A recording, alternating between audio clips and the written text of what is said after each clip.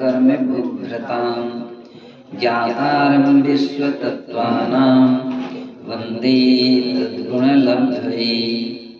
नमो हरिहन्ताणं नमो सिद्धाणं नमो आयर्याणं नमो वच्छायाणं नमो लोये सर्वेसाहुणम्।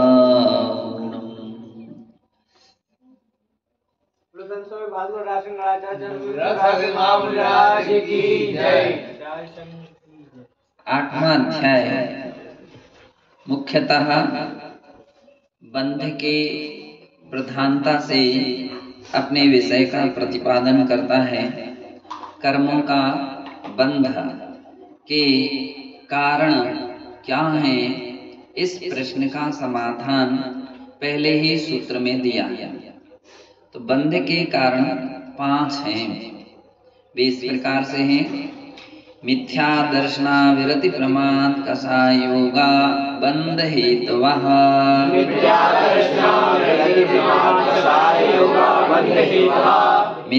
दर्शना विरति प्रमाद कषायोगा बंध हेतवः।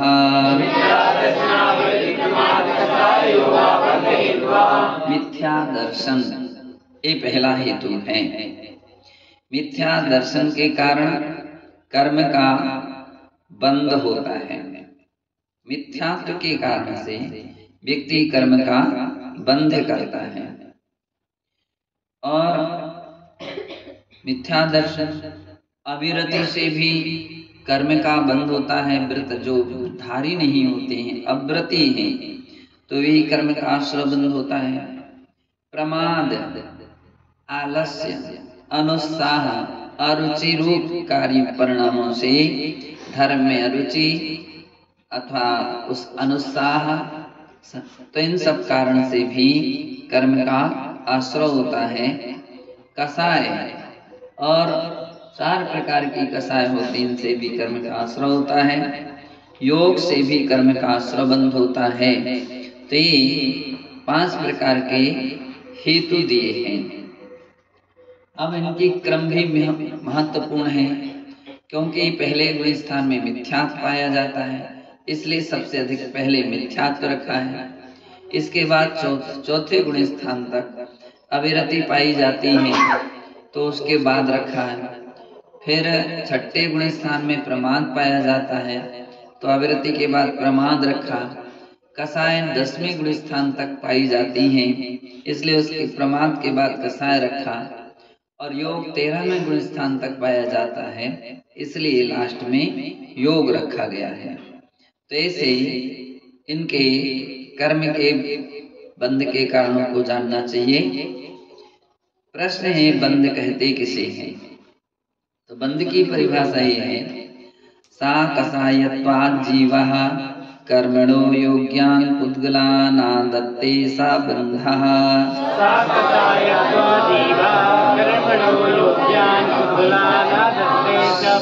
कषायत्वात् जीवः कर्मणो योग्यान् पुद्गलानादत्ते सा बन्धः।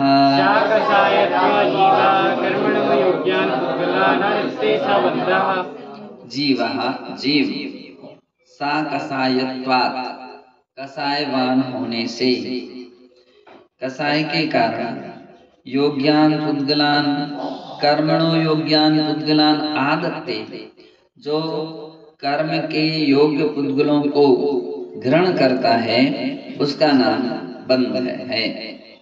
यानी सीधी बात यह है कि कर्म का जो बंध होता है उसमें प्रधानता कषायों की होती है। कौन से प्राणी की कैसी कषायें हैं, उसके अनुसार द्रव्य कर्मों का आश्रय होता है। द्रव्य कर्म एक पुद्गल परमाणु या पुद्गल स्कंध जो है, उनसे उसका निर्माण होता है। तैसे पुद्गलों को यह जीव ग्रहण करता है, उसका नाम बंध है। जो प्राणी की जैसी कषाय रहती है, किसी की तीव्र रहती है तो तीव्र कर्म का बंध होता है, किसी की मंद, किसी की मंदतर, है ना। तो जैसे जैसे कषाय की स्थिति रहती है, वैसे कर्म का आश्रय बंध होता है। ये बंध के मुख्य 4 भेद हैं: प्रकृति स्थित अनुभव, प्रदेशस्तद्विधयः प्रकृतिस्थित्यनुभव प्रदेशस्तद्विधयः। कहते हैं प्रकृति बंध सभी के साथ जुड़ना चाहिए। प्रकृति बंध, स्थिति बंध, अनुभव बंध, प्रदेश बंध।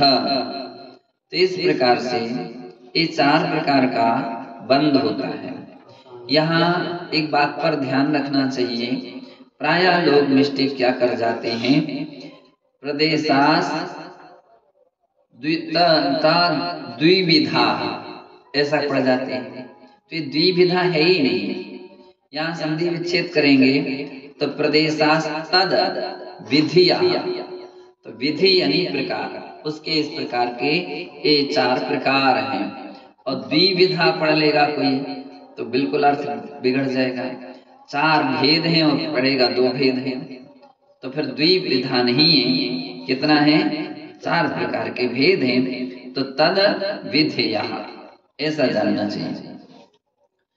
अब अपने लिए ध्यान में रखना चाहिए कि प्रकृति बंधन, यद्यपि इनके आगे और वर्णन किया जाएगा, लेकिन सबसे पहले इस बात के लिए ध्यान रखना है कि प्रकृति बंध और स्थिति बंध, अनुभाग बंध और प्रदेश बंध, ये 4 प्रकार के बंधों में पैडिठिधि अनुभागा प्रदेश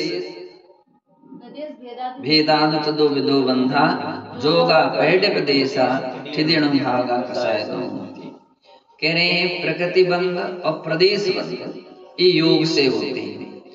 जो लोग स्थिर नहीं रहते, कहीं मेल निकाल रहे हैं, कहीं खुजली कर रहे हैं, कहीं बैठे बैठे पैर हिला रहे हैं, कहीं कोई भी चेष्टाएं शरीर की चल रही है, वचनों का प्रयोग अनावश्यक चल रहा है, मन से यहाँ वहाँ चिंतन कर रहे हैं, तो फिजूल के जो इस प्रकार के काम हो रहे हैं, यानी चाहे फिजूल के हों चाहे शुभ रूप हो, योग से तो आश्रय होगा ही, लेकिन जो शुभकारी परक योग हैं उससे शुभाश्रय होगा, बाकी अशुभ कर्म का आश्रय बंद होता है। तो बतला रहे हैं इससे जो बंद हो रहा है इसका नाम है प्रदेश बंध, है ना। प्रकृति बंध, प्रदेश बंध, जोगा पैडिक देश, पैडी और प्रदेश, ये दोनों बंध योग से होते हैं। इसी प्रकार से योग से प्रकृति बंध, प्रदेश बंध। अब स्थिति बंध और अनुभाग बंध कसाय से होते हैं। प्राणियों के अंदर में भावों में परिणामों में कसाय भाव समाविष्ट रहते हैं। किसकी कैसी कसाय रहती हैं, तीव्र तीव्रतर तीव्रतम, मंद मंदतर मंदतम। तो जैसी जैसी कसाय रूप परिणाम होते हैं, भाव होते हैं, तो आचार्य महाराज कहते हैं उससे स्थिति बंध होती है। स्थिति बंध का अर्थ अवधि, अर्थात कर्म का जो आश्रय हुआ है तो कितने समय तक एक कर्म अपना फल प्रदान करेगा, तो 100 वर्ष तक, 200 वर्ष तक, 50 वर्ष तक, एक मुहूर्त तक। अत्यंत मंद रूप परिणति थी तो बतलाते हैं कि उसका आश्रय कम प्रमाण रहता है, अंतर मुहूर्त तक भी हो सकता है, और उत्कृष्ट में बहुत अधिक आगे भी जा सकता। 70 कोड़ा कोड़ी सागर प्रमाण भी स्थिति बंध कर्मों का हो सकता है। अब प्रश्न है प्रकृति बंध का, पहली बात प्रकृति किसे कहते हैं, तो प्रकृति का अर्थ होता है स्वभाव। प्रकृति का क्या है, पैडीशील सहा, स्वभाव। उदाहरण के तौर पर अपन जब देखते हैं तो प्रत्येक संसार में जो भी वस्तुएं हैं सबके अपने अपने स्वभाव हैं। जैसे नीम का स्वभाव कड़वा है, अभी प्रकृति है उसकी, क्या है, प्रकृति कहो या स्वभाव कहो। इच्छू यानी गन्ने का रस, गन्ने का स्वभाव मीठा है, शक्कर का स्वभाव मीठा है, अभी उसकी प्रकृति है, उसका स्वभाव है।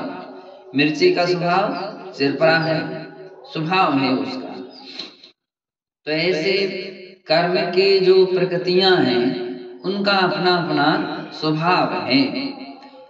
ज्ञानावरणी कर्म का स्वभाव है ज्ञान पर आवरण डालना, दर्शनावरणी का दर्शन पर आवरण डालना। तो इस प्रकार से जो जो कर्म होते हैं वे अपने अपने स्वभाव को लिए हुए होते हैं, ऐसा जानना चाहिए।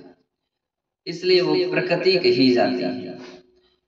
कभी कभी अपन लोग देखते हैं कि किसी लोगों की अलग अलग स्वभाव रूप प्रवृत्ति को देख, भैया इसकी ऐसी प्रकृति है, किसी की क्रोध करने की, किसी की अभिमान करने की, प्रकृति जैसी बन गई है, स्वभाव बन गया है ना, लड़ने की, झगड़ने की प्रकृति ऐसी चंचलता की, चंचल प्रकृति है। ते जैसी अपने आप को व्यक्ति ढालता है उस रूप में स्वभाव रूप अवस्था बन जाती है। हालांकि स्वभाव दो प्रकार के होते हैं, शुद्ध और अशुद्ध। ये सब अशुद्ध स्वभाव की बात चल रही है। कह रहे हैं कि वे प्रकृति बंध कितने प्रकार के होते हैं, तो 8 प्रकार के। कौन कौन से हैं? आद्यो ज्ञान दर्शनावरण वेदिनी मोहिनी आयुर्नाम गोत्रांतराया। आद्यो ज्ञान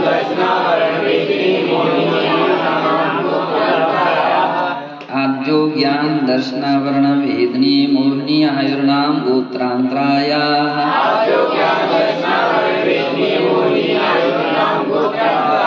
4 प्रकार के बंधों में पहला बंध आद्य, आदि में कौन था? प्रकृति बंध था। तो प्रकृति बंध के 8 भेद इस प्रकार से हैं। ज्ञान दर्शनावरण, आवरण एक जगह लिखा है, सूत्रों के नियम रहते हैं, किसी बातों को डबल नहीं किया जाता, तो आवरण दोनों के साथ लगा लेना चाहिए, ज्ञानावरण और दर्शनावरण।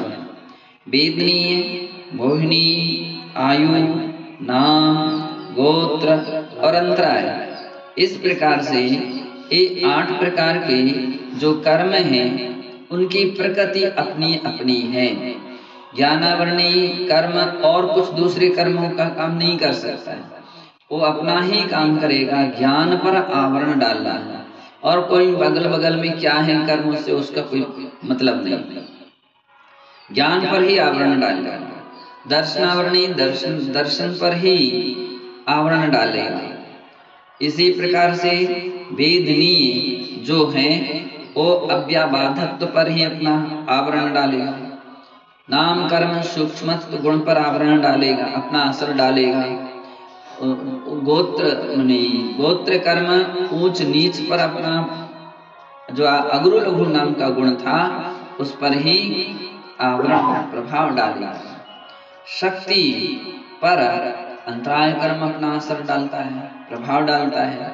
सम्यक तो चारित्र के ऊपर मोहिनी कर्म अपना प्रभाव डालता है। तो इस प्रकार से प्रत्येक कर्मों की अपनी अपनी प्रकृतियां हैं और वे प्रकृतियों को कभी नहीं छोड़ते, कभी नहीं छोड़ते। जिसकी जिस कर्म की जो सी प्रकृति है वो स्वभाव है, वो वैसे के वैसे रहता है। लेकिन मनुष्यों के अंदर में विशेषता ये है, अगर गलत प्रकृति हो तो उसको बदल सकता है और अच्छी रूप में परिवर्तित कर सकता है। और कहते अच्छी प्रकृति भी हो गलत रूप में भी परिवर्तित कर देगा, ऐसा। अब प्रश्न ही इस प्रकार से प्रकृति बंध के जो अपन ने भेद गिनाए हैं 8 कर्म, अब उनके उत्तर भेद भी होते हैं। तो आचार्य महाराज कहते हैं हाँ, उसके उत्तर भेद इस प्रकार से हैं। 5 9 द्व्यष्टाविंशति चतुर्द्विचत्वारिंशत् द्विपंच भेदा यथा क्रमम्। 5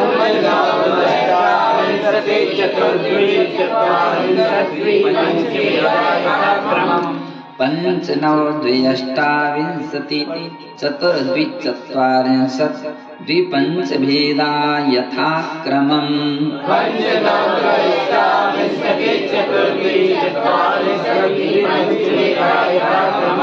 सूत्र में यथाक्रमम शब्द का प्रयोग किया है। तो जैसे हमने अगले सूत्र में 8 प्रकार के प्रकृति बंध के भेद गिनाए थे, उसी के अनुसार ही इन संख्याओं को जोड़ना चाहिए। अर्थात ज्ञानावरणी सबसे पहले था ज्ञान, तो उसके 5 भेद। दूसरे नंबर पर दर्शनावरण, तो उसके 9 भेद।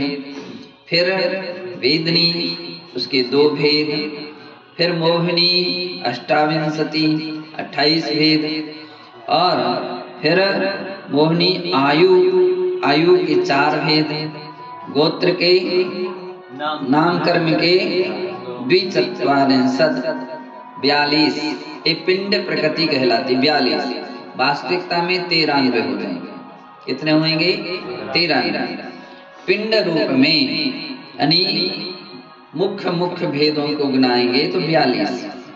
और गोत्र कर्म के 2 भेद, अंतराय कर्म के 5 भेद होते हैं। अब अगर हम देखें, इनको जोड़ लें तो 5 और 9 14, और 2 16, और 28 54, और 4 और 42 100।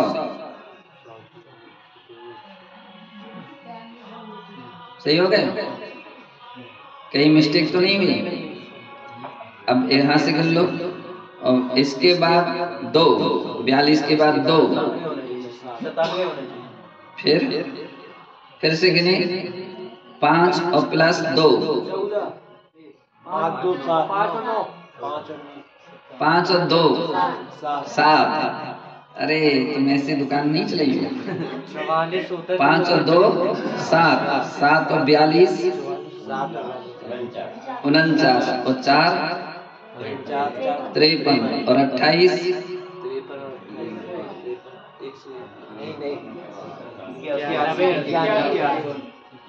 53, और 28 81, और 2 और 9 92, और 5 97। ये पिंड रूप में 57 प्रकृति के भेद हैं। लेकिन अगर हम इसको विभाग बना दें, जैसे कि पिंड का अर्थ क्या है, जैसे गति कहा, तो पिंड में गति 1 गिनती गिन ली, और अपिंड भेद कर देंगे तो 4 गति हो जाएगी। इसी प्रकार से इंद्री पिंड रूप में 1, और अपिंड रूप में 5। कसाय पिंड रूप में 1, और अपिंड रूप में, मान लीजिए नामकर्मी की है तो गति जाति के रूप में पिंड में 1 और अपिंड में 5। तो इस प्रकार से हम जब भेद कर लेंगे तो नामकर्म के पिंड रूप में 42 और अपिंड रूप में 93 भेद हो जाते हैं। अब दूसरी दृष्टि से देखें, नामकर्म के 93, ज्ञानावरणी के 5 98, दर्शनावरणी के 9 107, मोहिनी के 28 107, और 28 135, और गोत्र कर्म के 2, आयु कर्म के 4,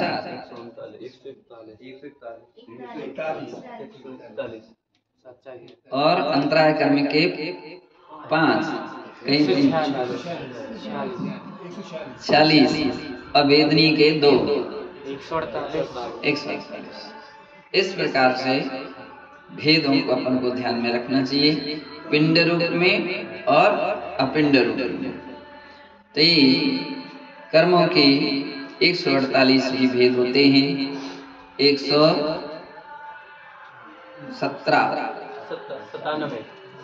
टोटल 97, पिंड रूप में 97, अपिंड रूप में 148, और मूल प्रकृतियां 8 होती हैं। तो ऐसा जानना चाहिए।